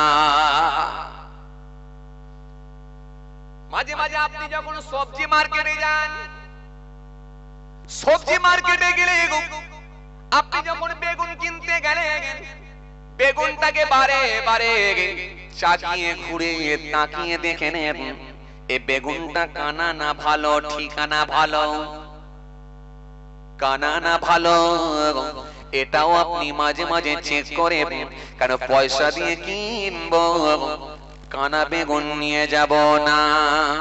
কথা বলছেন না কেন? মাঝে মাঝে যখন আলু কিনতে যান, পয়সা দিয়ে কিনবো, ছাঁট আলু নিয়ে যাব না, ভালো আলু নেব, চন্দ্রমুখী আলু নেব, কিংবা জ্যোতি আলু নেব, ফ্রেশ আলু নেব, ছাঁট আলু নিয়ে যাব না। চেক করে নেন, দেখে নেন। আর যার হাতে আপনি বায়াত হবেন, যার হাতে আপনি নিজেকে বিসর্জন দেবেন, যার হাতে আপনি নিজেকে পীর বলে মেনে নেবেন, যিনি আপনাকে সবক দেবেন, যিনি আপনাকে আখিরাতের শিক্ষা দেবেন, যিনি আপনাকে তপস্যা করতে বলবেন, তিনি কত বড় আল্লাহওয়ালা মানুষ, কত বড় একজন হাক্কানি আলেম, সেটাও কি আপনি দেখে নেবেন না? এটার বেলায় কি চেক করবেন না?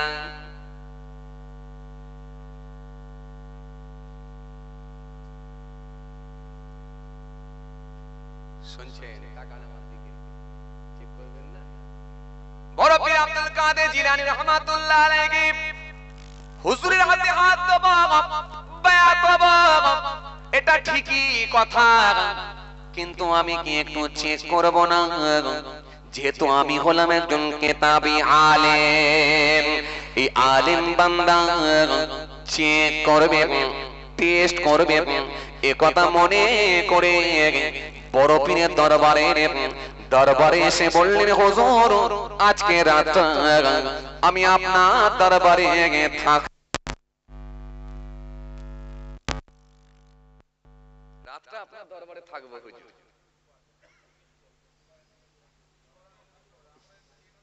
ভাই একটু করে দাও, কথা বুঝতে পারছো তো, একটু ঠিকঠাক করে দাও, বুঝতে পারছি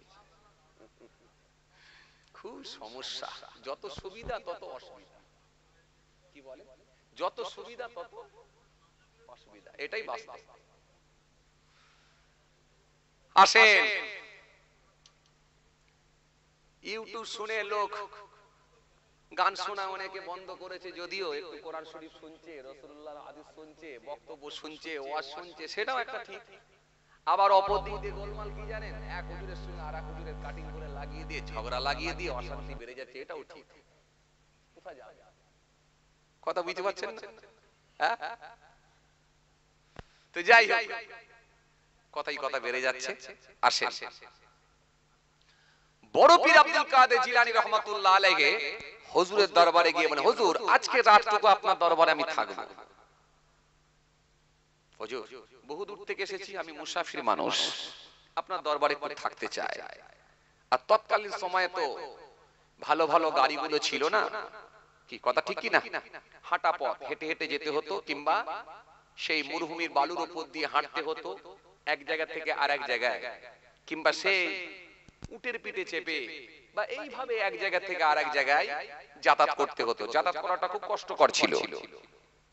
হুজুর বড় কষ্ট করে এসেছি, মুসাফির মানুষ। আর মুসাফিরের গুরুত্ব তো আছে না নাই? আছে। রাসূলুল্লাহ বলেছেন তিনটে শ্রেণীর মানুষের জবানে দোয়া কবুল হয়, দাওয়াতুল মাসলুম, দাওয়াতুল মুসাফির, দাওয়াতুল ওয়ালিদি আলা ওয়ালাদিহি। ছেলে মেয়ের জন্য তার পিতা মাতার দোয়া কবুল হয়। আর যে ব্যক্তিটা জুলুমের শিকার হয়েছে, মাজলুম ব্যক্তি যিনি জুলুমের শিকার হয়েছে, তার জবানের দোয়াটাও কবুল হয়। জোর করে কারোর বাড়িতে আগুন লাগিয়ে দেওয়া হয়েছে, জোর করে পুকুরের মাছ ধরে নিয়ে চলে গেছে, জোর করে খড়ের গাদায় আগুন লাগিয়েছে, ওই মানুষটা যখন জুলুমের শিকার হয়েছে, পৃথিবীর জমিনে ন্যায় বিচার না পেলেও মসজিদে গিয়ে যখন চোখের পানি ছেড়ে আল্লাহর দরবারে কাঁদবে, আমার নবী বলেছেন ওই মাজলুম ব্যক্তির জবানের দোয়াটা আল্লাহর দরবারে কবুল হয়ে যায়। জোরে বলবেন না? আল্লাহ দরবারে কবুল হয় আমার আল্লাহ আর ওই মাজলুম ব্যক্তি যে জুলুমের শিকার হয়েছে, মাঝখানে আর কোনো পর্দা থাকে না, যেটা বলে সেটাই কবুল হয়ে যায়। একটু জোরে বলেন। জি, আরেকটা শ্রেণীর মানুষের দোয়া কবুল হয়, কার? মুসাফিরের জবানের দোয়া কবুল হয়। এখন মুসাফির কারা আপনারা জানেন তো? কত মাইল যেতে হয়? হ্যাঁ, এ নিয়ে আমার অনেক কিছু বিস্তারিত আলোচনা আছে। এই যে 4 রাকাত ফরজটা কেন 2 রাকাত হবে, কেন আপনার জন্য আল্লাহ রোজা ছাড় দিয়েছে, পরে আপনি ঘুরিয়ে রাখবেন কেন, কোরআন শরীফের মধ্যে আয়াত এসেছে। চলুন ও নিয়ে আবার বিস্তারিত আলোচনা করতে গেলে অনেক সময় লেগে যায়। তো যাই হোক বাবাজি, আমার ভাইরা, আস্তে আস্তে সাবজেক্টের দিকে, এই সাবজেক্ট ছোট করার চেষ্টা করব। এত টাইম হয়ে গেছে, আমার কষ্ট হচ্ছে আপনাদের। মাশাআল্লাহ, আলহামদুলিল্লাহ। শীতের রাতও বড় কষ্ট করে আপনারা বসেছেন। আসেন, যে কথা বোঝাতে চাইছিলাম, আজকে যেহেতু আমি একটা টপিক তৈরি করেছিলাম যে দাওয়াত করবেন কাকে, বায়াত হবেন কার কাছে, এইটুকু টপিক আমি তৈরি করেছিলাম। আর এই টপিকের উপরই দেখেন 2 ঘন্টা আলোচনা করছি। আমি অন্য কোনো সাবজেক্ট কিন্তু আলোচনা করিনি। যারা প্রথম থেকে ছিলেন জিজ্ঞাসা করে থাকেন, ওইটুকু টপিক, বায়াত হবেন কার কাছে, দাওয়াত করবেন কাকে, এই জেনে শুনে বুঝে ব্যাস এতটুকু সাবজেক্ট, এই সাবজেক্টের উপরই আলোচনা। বড় পীর আব্দুল কাদের জিলানী রাহমাতুল্লাহ আলাইহি হুজুরের কাছে গিয়ে, আল্লাহর আলেম বান্দা, হাক্কানি আলেম, কিতাবী আলেম, তিনি বললেন হুজুর আজকে আপনার দরবারে একটু থাকতে চাই, আগামী কাল আমি বাড়ি যাব ইনশাআল্লাহ, আজকে থাকতে চাই। হুজুর বলেন বাবা থাকো, অসুবিধা নেই। যেমন আমরা পীর মুর্শিদের দরবারে গেলে, হুজুরদের দরবারে গেলে আমরা ওদেরকেও বলেন হুজুর আজকে থাকবো, কেউ বারণ করে না চলে যাও, এটা বলেন না, থাকো, তুমি আমার মেহমান, অতিথি। অতিথিকে ভালোবাসতে হয়, অতিথি আপ্যায়ন করা, এটা রাসূলুল্লাহর দেয়া শিক্ষা। জি, রাসূলুল্লাহ সাহাবীদেরকে শিক্ষা দিয়েছিলেন, মেহমানদারি করো, অতিথি আপ্যায়ন করো, এই শিক্ষাটা রাসূলুল্লাহ দিয়েছিলেন। জি, এজন্য মেহমানকে ভালোবাসবেন। মুসা কালিমুল্লাহ একবার জিজ্ঞাসা করে, আল্লাহ যখন আপনি কারোর উপরে খুশি হয়ে যান তখন কি করেন? আল্লাহ বলে, যদি আমি কারোর উপরে খুশি হয়ে যাই তার বাড়িতে একটা কন্যা সন্তান দান করি। জোরে বলবেন না সুবহানাল্লাহ। আল্লাহ এরপরে যখন আপনি কারোর উপরে খুশি হয়ে যান আপনি কি দেন? আল্লাহ বলে, যখন আমি খুশি হয়ে যাই কারোর উপরে তখন আমি তার বাড়িতে একটা মেহমান অতিথি পাঠিয়ে দিই, মেহমান পাঠায়, মেহমান আসলেও আমরা নারাজ, আর বাড়িতে কন্যা হলে তো আমাদের মুখ ঝুলিয়ে যায়। কথা বলছেন না কেন? ছেলে হলে বিরাট খুশি। আরে কথা বলছেন না কেন? হ্যাঁ না কিছু বলেন, এরকম কিছু আছে না? না, ছেলে হলে বিরাট খুশি, ওফ রাজভোগ খাওয়াবে, চিকেন বিরিয়ানি খাওয়াবে, বন্ধুদেরকে দাওয়াত করবে, ছেলে হয়েছে, গর্বের সঙ্গে বলছে ছেলে হয়েছে। আরে ছেলে হয়েছে মানে বিরাট ব্যাপার, পরবর্তীকালে তোকে ভাত খাওয়াবে না লাঠি দেবে, দেখ কি হয় দেখ। আসলে একটা বাপ তার ছেলে জন্ম দেওয়া পর্যন্ত শেষ না, তার উপরে কম বেশি প্রায় 12 থেকে 13টা হক তার উপরে বর্তাবে। এই 13টা হক আদায় করতে হবে, 13 থেকে 14টা হক আদায় করতে হবে। আলেম ওলামারা যারা আছেন তারা জানেন, জি বাচ্চা জন্মগ্রহণ করার পর তাকে আযান দিতে হবে, ইকামত দিতে হবে, এরপরে কি, এরপরে আপনার কি বলে আকিকা করতে হবে, তাহলিক করাতে হবে, অনেক কিছু কাজ আছে, ভালো নাম দিতে হবে, ধর্মীয় শিক্ষা, কোরআনের শিক্ষা দান করতে হবে, অনেক কিছু ব্যাপার আছে। 14টা হক। তার আগে আপনি যখন ওই ছেলেটা জন্মগ্রহণ করার পূর্বে যখন আপনি বিয়ে শাদী করবেন, এই বিয়ে শাদী করার পূর্বে যে কন্যাকে বিবাহ করবেন, এই বিয়ের করার আগে আপনি 4টে গুণ দেখে বিয়ে করতে হবে। তুনকাল মারওয়াতু লিআরবাইন লিমালিহা ওয়া লিহাসাবিহা ওয়া লিজামালিহা ওয়া লিদীনিহা ফাসফর বিযাতিদ্দীন। রাসূলুল্লাহ বলেন 4টে গুণ দেখে নারীকে বিয়ে করবে। অনেক কিছু ব্যাপার আছে, এত সহজ না। যাই হোক, ওদিকে নিয়ে আলোচনা করতে গেলে অনেক সময় লেগে যাবে, বেড়ে যাবে। চলুন আলোচনা ছোট করব, টাইম ছোট হয়ে আসছে। আসেন তো বড় পীর আব্দুল কাদের জিলানী রাহমাতুল্লাহ আলাইহি হুজুরকে বলেন, হুজুর আজকে রাতটা আপনার দরবারে আমি থাকবো। হুজুর বলেন, বাবা থাকো, আপত্তি নেই। আল্লাহর আলেম বান্দা থেকে গেলেন হুজরাখানার মধ্যে। হুজুর বলেন, ওই যে সামনে দড়ি আছে হুজরা, হুজরার মধ্যে থেকে যাও। হুজরার মধ্যে থেকে গেলেন। বাস হে তরুণিয়া নওজওয়ান জামাকেরান, হে আমার মুরব্বিয়ানিরা, বাবারা শুনে কে দিন বাবারা জেনে কে দিন কিতাবের মধ্যে পাওয়া যায় আল্লাহর আলেম বান্দা আস্তে আস্তে আস্তে আস্তে সর নামাজ খানা আদায় করলে রাত হয়ে গেল। এক মুঠো খানা খেয়ে নিলে রাত হয়ে গেল। রাত অনেকটা গড়িয়ে গেল, অনেকটা গড়িয়ে গেল। গভীর রাত যখন হয়ে গেল, আল্লাহর আলেম বান্দা তিনি আর সহ্য করতে পারলেন না, হুজরা খানার বাইরে বেরিয়ে চলে এলেন। কুতুবে রব্বানি মাহবুবে সুবহানি হযরত মৌলভী আব্দুল কাদের জিলানী রাহমাতুল্লাহ আলাইহি, হুজুরের অনেক জীবনী আছে, হুজুরের লেখা কিতাব আছে। আপনি যদি পড়েন তবে বুঝতে পারবেন। কিতাবের মধ্যে পাওয়া যায় সে বড় পীর আব্দুল কাদের জিলানী যে হুজরা খানার মধ্যে ছিলেন, যে কামরার মধ্যে ছিলেন, যে ঘরের মধ্যে ছিলেন, আল্লাহর আলেম বান্দা গভীর রাতে নিজের হুজরা খানার মধ্য থেকে বার হয়ে চলে এলেন।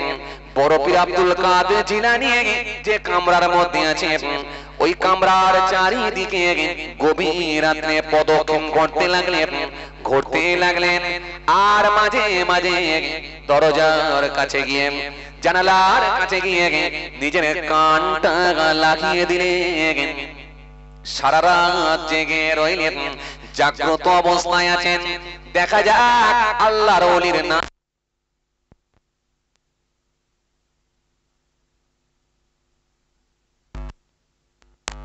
আল্লাহ বলে জিকির করেন নাকি, একটু দরুদ পাঠ করেন নাকি, কিছু ইন্টারনাল ইবাদত আছে নাকি, সেটা আমি আজকে গোপন ভাবে হুজুরের কিন্তু শুনতে চাই।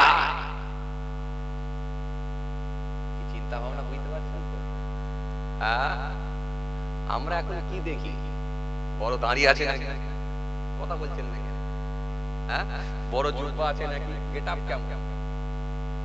আরে এটা তো আল্লাহ দেখি না, গেটআপ আল্লাহ দেখে, দেখে না। ইন্নাল্লাহ লা ইয়ানজুরু ইলা সূরাতিকুম ওয়া আমওয়ালিকুম ওয়ালাকিন ইয়ানজুরু ইলা কুলুবিকুম ওয়া আমালিকুম। আল্লাহ তো গেটআপ দেখেন। ইন্নাল্লাহ নিশ্চয় আল্লাহ তাআলা লা ইয়ানজুরু, নাযারা থেকে ইয়ানজুরু মুজারের থেকে দেখেন, দেখেন না কি ইলা সূরাতিকুম, সূরা চেহারা এটা তো দেখেন না। দেখেন কি তাদের মালও তো আল্লাহ দেখেন না, কদিকে জমি গাড়ি জায়গা কি করেছে কারখানা ভেরি কিছু দেখেন না, দেখেন কি তাদের ওয়ালাকিন ইয়ানজুরু ইলা কুলুবিকুম ওয়া আমালিকুম, দেখেন কেবলমাত্র মানুষের অন্তর আর কর্মটা দেখে নেন, অন্তরটা দেখে নেন আর কর্মটা দেখে নেন, তার কর্মজীবনটা কেমন ছিল আর ভিতরটা কে ছিল। এই যে আল্লাহ ওয়াহিয়াল কলব, এই গোশতের টুকরো কেমন ছিল আল্লাহ এটা দেখে নেন, তার ভিতরটা কেমন ছিল, মনটা কেমন ছিল, মানসিকতা কেমন ছিল। মুখে দাড়ি ছিল সমস্যা নেই, সুন্নতি লেবাস ছিল সমস্যা নেই, কিন্তু জোহরের নামাজ পড়ে এসে মাচায় বসে বসে প্রতিবেশীর মধ্যে কিলিকবাজি করে ঝগড়া লাগিয়ে দিয়েছিল কি? কথা কিছু বুঝতে পারছেন? ঝগড়া লাগিয়ে দিয়েছিল, ভেতরটা কেমন ছিল এটা আল্লাহ দেখে নেবেন। না ঝগড়া ঠান্ডা করে দিয়েছিল, প্রতিবেশীদের মধ্যে যখন ঝগড়া লেগেছিল উনি গিয়ে এমন মিষ্টি মিষ্টি কথা বলেছে, দুই পক্ষকে ডেকে সুন্দর করে বুঝিয়ে একটা সুষ্ঠু সমাধান করেছে, দিয়ে বলেছে ভাই যা হয়েছে হয়েছে, কি করবে, ভুল বশত হয়ে গেছে, তোমারই তো আমাদেরই তো প্রতিবেশী একটা ভাই, ভুল তো মানুষ মাত্র হয়ে থাকে, ছেড়ে দাও ভাই, যা হয়েছে হয়েছে। এই যে ঝামেলাটা লাগাইনি, বরং ঝামেলা মিটিয়েছিল, ভেতরটা কেমন ছিল এটা আল্লাহ দেখবে। এই যে ভেতর আর কর্মজীবন কেমন ছিল, দুটোর উপরে ডিসাইড করে আপনাকে জান্নাত জাহান্নাম, এই দুটোর উপর। কেউ যদি বলে বড় দাড়ি রাখলে জান্নাত পাওয়া যাবে, ভুল। কেউ যদি বলে বড় জুব্বা পরলে জান্নাত পাওয়া যাবে, ভুল না। ভিতর আর কর্ম, কর্ম। জি 50 খানা কাপড় বিতরণ করেছিল, 500টা ক্যামেরা ভাড়া করেছিল, নিয়ত খারাপ ছিল, কাজ নাও হতে পারে। সকালবেলা দোকান খুলেছিল, একটা ভিক্ষুক ভিখারি এসে দোকানের সামনে এসে হাত পেতেছিল, 10টা টাকা আল্লাহর সন্তুষ্টির জন্য দিয়েছিল। একটা শুরুতেই ফকির সাহেব, আল্লাহ 10টা টাকা দিচ্ছি, আমি গরিব মানুষ, বেশি পারিনি, 20টা টাকা দিচ্ছি, বেশি পারিনি, আল্লাহ আল্লাহ তুমি কবুল করো। আল্লাহর সন্তুষ্টির জন্য 20টা টাকা দিয়েছিল। পৃথিবীর কোনো মানুষ জানে না, যাকে দিয়েছিল সে জানে, যে দিয়েছিল সে জানে, আর জানে একজন, তিনি হলেন আল্লাহ। বাস কাজ হয়ে যেতে পারে। আসে যে কথা বোঝাতে চাইছিলাম, খুব ভালো করে ধ্যান দেন, খুব ভালো করে ধ্যান দেন ভাইরা আমার, বন্ধুরা আমার, সাথী মহব্বতের ভাইরা। রাতের অন্ধকারে এবারে ওই হুজুরা খানার চারিদিকটা প্রদক্ষিণ করছেন কে? আল্লাহর আলেম বান্দা। দেখবো টেস্ট করে দেখবো কত বড় আল্লাহর ওলি, এটা দেখে নেব, দেখে নেব। কারণ জাহেরি দিকটা ঠিক আছে, কিন্তু বাতিনি দিকটাও আমাকে দেখতে হবে না, আধ্যাত্মিক লাইনটা আমাকে বুঝে নিতে হবে, যেহেতু আমি আলেম। হে তরুণিয়া নওজোয়ান জামাকেরা, হে আমার মুরব্বিয়ানেরা, বাবারা শুনে কে দিন, বাবারা জেনে কে দিন, কিতাবের মধ্যে পাওয়া যায় বড় পীর আব্দুল কাদের জিলানী রাহমাতুল্লাহ আলাইহি, হুজুর আমার নিজের হুজরার মধ্যে আছে, কে তালিম বান্দা চারিদিকে ঘুরে ঘুরে ঘুরে ঘুরে প্রদক্ষিণ করতে লাগলেন। সারা রাত ধরে হুজুর কি এমন ইবাদত করে, কত কে রাত করে জিকির করে, আমি একটু নিজে কানে শুনতে চাই। আস্তে আস্তে গভীর রাত হয়ে গেল, গভীর রাত হয়ে যাওয়ার পরে রাত্রি 12টা 1টা 2টো বেজে গেল, গভীর রাত হয়ে গেল। গভীর রাতে দেখা যায় কি এমন একটা, কি যেন একটা আওয়াজ আসে, আওয়াজ আসে। আর বড় পীর সাহেব বলেন, আপনি যদি আমার উপর খুশি হয়ে থাকেন, আপনি আমাকে মোটা করে দেন, আমাকে মোটা করে দেন।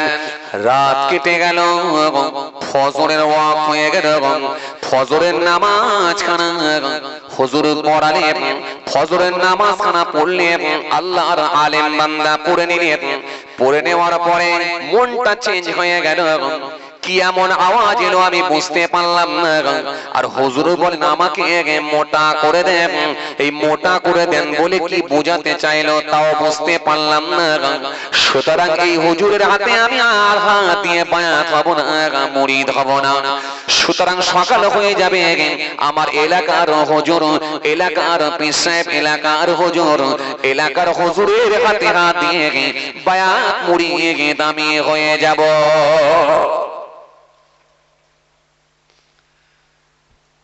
একটা আওয়াজ এলো তাও বুঝতে পারলাম না, আর ইনি বলে আমাকে মোটা করে দাও, তাও বুঝতে পারলাম না যে কি বুঝাতে চাইল। না, চলে যাও, সকাল হোক চলে যাও। সকাল হয়ে যাবার পর মনে মনে ভাবলেন, একটা রাত তো দেখলাম, মনে হয় আর একটা রাত দেখা মনে হয় ভালো ছিল। শুনছেন, আর একটা রাত মনে হয় দেখা দরকার ছিল। এ তো এক রাত দেখলাম, আর একটা রাত মনে হয় দেখা দরকার ছিল। বাস, সকাল হয়ে যাওয়ার পরে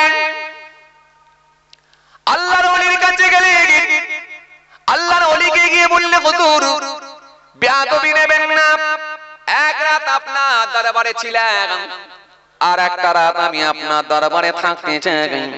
হুজুর বেয়াদবি নেবেন না, আপনি আমাকে মেহেরবানি করে হুকুম দিন, আর একটা রাত আমি থাকতে চাই।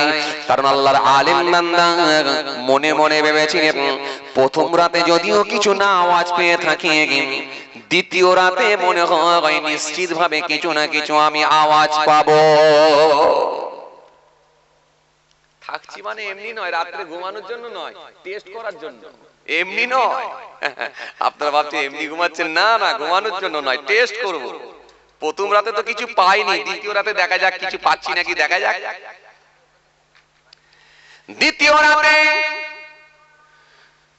আস্তে আস্তে জোহরের নামাজ হয়ে গেল, খাওয়া দাওয়া হয়ে গেল, আসরের নামাজ হয়ে গেল, মাগরিবের নামাজ হয়ে গেল, এশার নামাজ হয়ে গেল। এক মুঠো খাওয়া দাওয়া করে নিয়ে আল্লাহর আলিম বান্দা সেই সময় বলেছিলেন, আজকে রাত আমি একটু টেস্ট করে দেখব, দেখা যাক আজকে কি হয়। দ্বিতীয় রাতে আবার ফের গভীর রাতে হুজরাখানা থেকে বেরিয়েছে আল্লাহর ওলি যে হুজরার মধ্যে ছিলেন, হুজরার চারিদিকে প্রদক্ষিণ করতে লাগলেন, ঘুরতে লাগলেন, ঘুরতে ঘুরতে ঘুরতে ঘুরতে মাঝে মাঝে দরজার কাছে গিয়ে, জানালার কাছে গিয়ে কানটা লাগিয়ে দিলেন। হুজুর কি এমন ইবাদত করেন, নিজে কানে শুনতে চায়। হুজুর রাত্রিতে তেলাওয়াত করেন নাকি, জিকির করেন নাকি, দরুদ শরীফ পাঠ করেন নাকি, আজকে আমি নিজে কানে একটু শুনতে চাই। দ্বিতীয় রাতে সেই একই অবস্থা। গভীর রাত হয়ে গেল, গভীর রাত্রিতে দেখা যায় হঠাৎ করে একটা আওয়াজ এলো, কি যেন একটা আওয়াজ এলো, ও বড় পীর, তোমার ইবাদতে আমি খুশি হয়ে গেছি, যদি তুমি ইচ্ছা করো আবার কাছে কিছু চাইতে পারো। বড় পীর সাহেব সেই সময় বললেন, ও আমার আল্লাহ, যদি আপনি আমার উপর খুশি হয়ে থাকেন, আপনি যদি আমার উপর রাজি হয়ে থাকেন, তাহলে আপনি আমাকে মোটা করে দেন। একই আওয়াজ, একই আওয়াজ। লোকটি মনে মনে ভাবলো, দুরাত দেখে নিয়েছি মানে আমি কনফার্ম হয়ে গেছি, আর নয়, সকাল হবে বাড়ি চলে যাব। কারণ আমি পরীক্ষা করি বায়াত হব বলেছিলাম, টেস্ট করে যাচাই বাছাই করি আমি বায়াত হব বলেছিলাম। সুতরাং আমার যখন মনোপুত হয়নি, ফজরের নামাজ খানা আদায় করলেন, খুব চিন্তিত হয়ে পড়লেন, এত কষ্ট করে বহু দূর থেকে এলাম, যাব কি যাব না, যাব কি যাব না। আবার মাথায় ঢুকে গেল, ইসলাম এমন একটা ধর্ম আমার রাসূল শিখিয়েছেন, সুতরাং তিনবার করে করা হলো ভালো সুন্নাত। কারণ ওযু যখন আমরা করি, নাকের মধ্যে পানি দিই কবার, কথা বলো, তিনবার। কুল্লি যখন করি, কয়বার আমরা করি, জোরে বলো, তিনবার। মাথা মাসা যখন আমরা করি, কয়বার করি,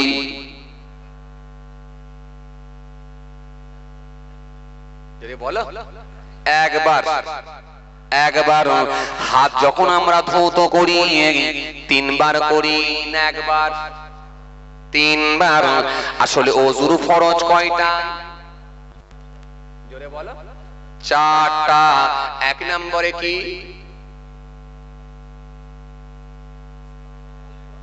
কুল্লি করা, দ্বিতীয় নম্বরে কি নাকে পানি দেওয়া, 3 নম্বরে কি মুখমণ্ডল ধৌত করা, 4 নম্বরে কি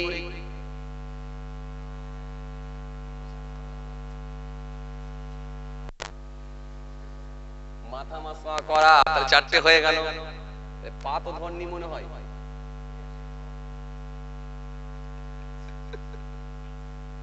খুব চাপ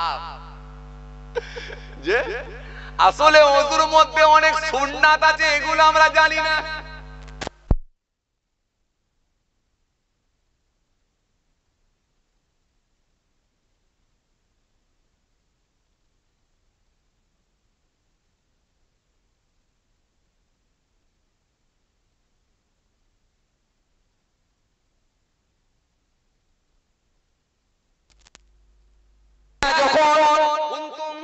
তোমরা ইচ্ছা করবে ইলা সালাত নামাজের জন্য,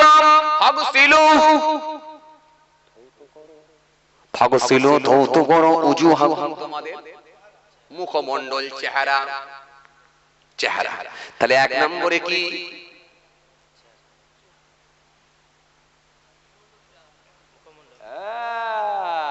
এগুলো তো উজুর ফরজ, আর আপনি তো সুন্নত ফরজ ফাইল করে ফেলছেন। সব ঠিক বলেছেন, কিন্তু পাইল হয়ে যায়। আসলে এগুলো বোঝার ব্যাপার আছে। ফাগসিলু ধৌত করো উজুহাকুম, তোমাদের মুখমণ্ডল, ওয়াইদিয়াকুম ইলাল মারাফিক, ওয়াইদিয়াকুম তোমাদের হাত ইলাল মারাফিক, কোনই পর্যন্ত, টাকনা পর্যন্ত। অংশ মাসা করো তোমাদের মাথা, মাথা মাসা করো। ওয়ারজুলাকুম তোমাদের ইলাল কাবাইন, টাকনা পর্যন্ত, গোড়ালি পর্যন্ত। দেখেন আপনি দেখেন 4টে হয়ে গেছে। এটা হলো ফরজ, কিন্তু এর ভেতরে আবার কিছু সুন্নত ঢুকে আছে, সেগুলো আমরা করি। ওযু করার পূর্বে আমরা একটু পানি নিয়ে কুল্লি করে নিয়ে একটু মেসওয়াক নিয়ে ডান দিক বাঁ দিক, কথা বলছেন না কেন, একটু মেসওয়াক নিয়ে ডান দিক বাঁ দিক ঘোরাই কি ঘোরাই না? আসলে এটা হলো সুন্নাত, এটা হলো সুন্নাত। এই যে নাকের মধ্যে পানি দিই, কুল্লি করি, অনেক সুন্নাত আছে, এগুলো আমরা জানি না। সুন্নাত আর ফরজ একসঙ্গে সব পাইল করে ফেলেছি। আসলে কিন্তু সুন্নাত, এই সুন্নাত ফরজ সব আলাদা আলাদা। আসলে কিন্তু এগুলো সব সুন্নাত। এজন্য আমরা 3 বার করে ধুই। কিন্তু বাবাজি আমার ভাইরা, যদি কেউ একবার ধৌত করে তাতেও কিন্তু ফরজ আদায় হয়ে যাবে। কিন্তু 3 বার করে ধুই কেন? আমরা শিওর হওয়ার জন্য আমার রাসূলুল্লাহ দিয়ে গেছেন। কারণ ওযুর ফরজের জায়গাগুলো এত ইম্পর্টেন্ট জায়গা, যদি একটু যদি শুকনো রয়ে যায়, নামাজ নামাজ নামাজ হবে না। ওযু হয় না মানে নামাজ হবে না। এজন্য ফরজের জায়গাগুলো উত্তম রূপে ধৌত করা। এজন্য আপনি হাত যখন ধোবেন, হাতের 5টা আঙ্গুলের গোড়ায় পানি পৌঁছানো। এমনকি হাতে যদি একটা আংটি থাকে, ওই আংটিটাকে নাড়িয়ে নেওয়া বা খুলে দেওয়া উত্তম, ভালো। মহিলারা চুড়ি পরে থাকলে এই চুড়িটাকে ভালো করে নাড়িয়ে নেওয়া, যাতে করে শুকনো থাকার কোনো সন্দেহ না থাকে। খুব চাপ। এই যে পায়ের নিচে দেখবেন একটা ব্র্যান্ড আছে, একটা বাঁকানো একটা, এই যে বাঁকানো একটা জায়গা আছে, এটাকেও আপনাকে ভালো করে পানি পৌঁছাতে হবে, না হলে কিন্তু খুব সমস্যা হবে। কথা বুঝতে পারছেন? চলেন, বড় পীর সাহেবের কথা বলছিলাম। দ্বিতীয় রাত হলো, তাই তো? এবারে তৃতীয় রাত। 2 রাত যখন হয়ে গেছে, তৃতীয় রাতে বড় পীর আব্দুল কাদের জিলানী রাহমাতুল্লাহ আলাইহি হুজুরের কাছে গিয়ে বলে, হুজুর 2 রাত ছিলাম, আর একটা রাত আমি থাকতে চাই। হুজুর আর একটা রাত থাকতে চাই। লোকটি ডিসাইড করলেন যে এই রাতটাই থেকে আমি সিদ্ধান্ত নেব, বায়াত মুরিদ হব না পালাবো, এই রাতেই আমি কিন্তু সিদ্ধান্ত নেব। আজকে লাস্ট কি শুনতে পাই দেখা যাক। তৃতীয় রাত। তৃতীয় রাতে হুজুরের দরবারে পাইবেন, হুজুরের হাতে হাত দেবেন, হুজুরের কাছে গিয়ে পৌঁছে গেলেন। মাশাআল্লাহ, আসসালামু আলাইকুম, ভালো আছেন? আসেন। মাশাআল্লাহ। যাই হোক, আমরা সকলেই চিন্তা মুক্ত, কি কথা ঠিক কি না?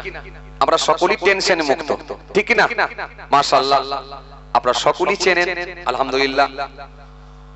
খুব প্রবীণ আলেম, খুব প্রবীণ ওয়াইজিন, আল্লাহ শুকর, মাশাআল্লাহ।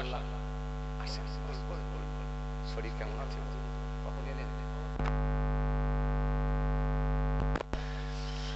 বাবাজি যাই হোক, আলহামদুলিল্লাহ, আমি অসমাপ্ত বক্তব্যকে সমাপ্তির দিকে আগিয়ে দিচ্ছি।